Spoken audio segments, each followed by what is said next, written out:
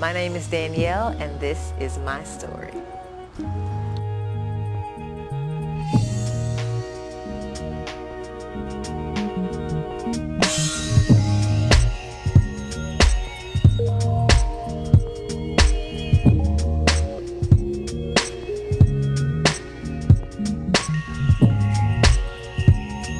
The year is 0, month and date presently unknown. Mary and Joseph were traveling to find a safe place for the birth of their son.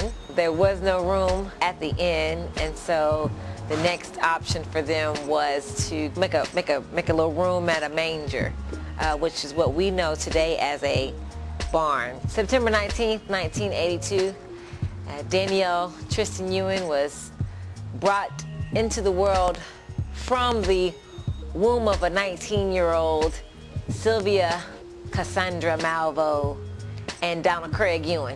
Not having a place of their own, not having an apartment or a home that they owned, my mom brought me back to her childhood bedroom to begin our lives together as mother and daughter. At 6 weeks old, I began to get sick. I was really sick. I had 103 fever. Took me to the hospital, rushed me to the emergency room, learned that I had like a viral infection, and ended up staying at the hospital for 2 weeks. Shortly after that, my mom made a very difficult decision to let my godparents take care of me until she could prepare herself for the task.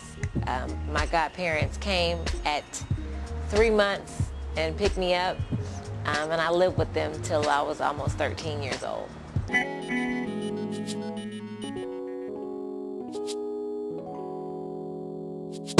Growing up, my favorite show was The Cosby Show. I love The Cosby Show because The Cosby Show was the picture-perfect family. I felt like I was severely lacking based on my fantasy of the Cosbys. Just really feeling like, dude, like, why don't I have this family, and why don't I fit in anywhere, and why don't I just belong to one place? Why do I have to bounce around, and why do I always have to feel like I'm missing out everywhere I go? As a child and a teenager, I just focused on the fact that I did not have 2 married parents and an older brother and a dog like the Cosby Show told me that I should have had.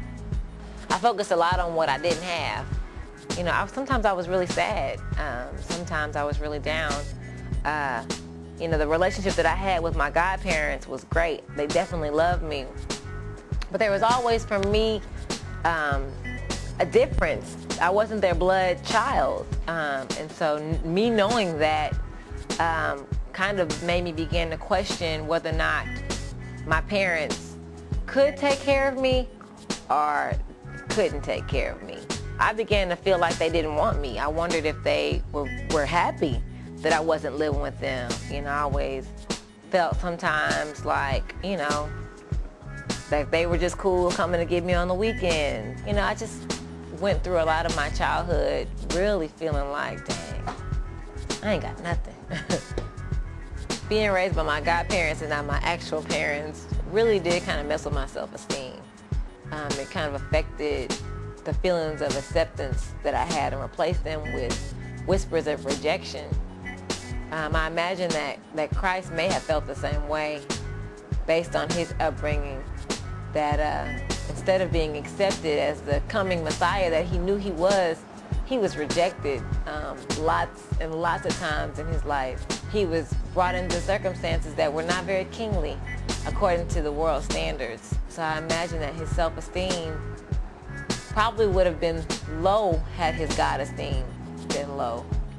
Looking back though, over my 24 years on the planet, God has really shown me how to connect those dots to draw this great picture of this story that he has written that's my life. My self-esteem was low before my God esteem increased, and God allowed me to connect the dots and realize that I was and had more than I ever imagined. And so now my self-esteem is high because my God esteem is high.